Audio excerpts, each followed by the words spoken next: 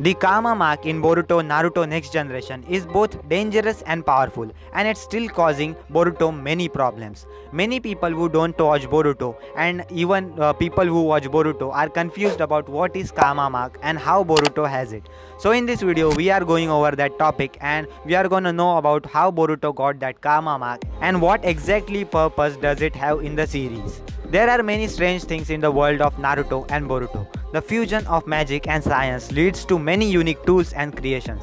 However, the karma mark is one of the strongest and most dangerous objects in the world. But what are karma marks and why do they exist? At first glance, a karma mark may look like a diamond-shaped tattoo. However, they are much more sinister than that. Karmas are actually small spikes that resemble the pyramid. They are inserted into the skin until they become flush, making them appear as part of the person they are embedded into.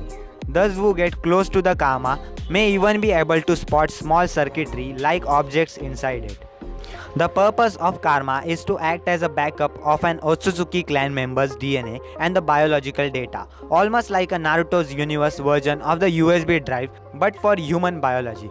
However, rather than going into computers, these karma marks are inserted into persons. Once inserted into the host becomes a vessel. The karma then overrides the host's genetics, slowly twisting their physical makeup until they are identical to an Otsutsuki. The reason for this technology is simple. Should an Otsutsuki fall in battle, their soul can jump into one of their host bodies, sometimes taking control of the body for its own needs. Should the karma fully override the host genetics information, then the Otsutsuki can use the host body to reincarnate themselves. Due to this, most Otsutsuki only insert a karma when they think that they have sustained a fatal wound.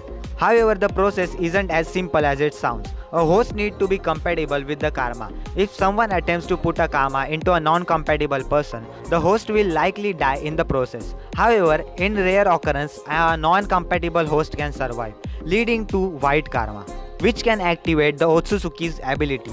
However, they cannot be used for the purpose of reincarnation. In return, the host can learn how to activate the karma and can use some of the Otsutsuki's power and ability. Marking appears on the host body. These patterns are usually looking like black tattoos, but they change in form and style depending on both the host and the Otsutsuki who created the karma. An active karma massively boosts the host's physical strength and endurance, and also jutsu powers. The user can also absorb chakra attacks. However, controlling a karma isn't easy. Weaker or lesser experienced hosts can quickly lose control of themselves. They may also accidentally push their body beyond its limits and pass out to do long-term damage to themselves. Boruto acquired his karma while fighting Momoshiki Otsutsuki. As Boruto charges forward to land a killing blow, Momoshiki inserts a karma into his right palm, meaning the Boruto is slowly beginning to rewrite to become Momoshiki's perfect vessel.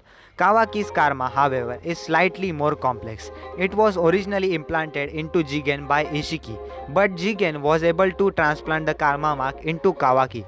When Kawaki's karma activates, the marking almost perfectly mirrors Boruto's own when he uses his karma mark. When Kawaki's karma is activated, the markings almost perfectly mirrors Boruto's own when he uses his karma. This is because their marks has resonance, meaning Boruto and Kawaki can feel each other's rage and pain, as well as being able to release any chakra to the other has absorbed. When one karma activates, the other is set off as well. This also means that if one of them maxes out to their karma, they could cause the other person to die due to the overexertion. Boruto and Kawaki will have to be very careful when they are together, especially if combat is involved. Karmas are fascinating objects and open up many interesting questions about the future of the Boruto story and the ultimate fate of his titular character.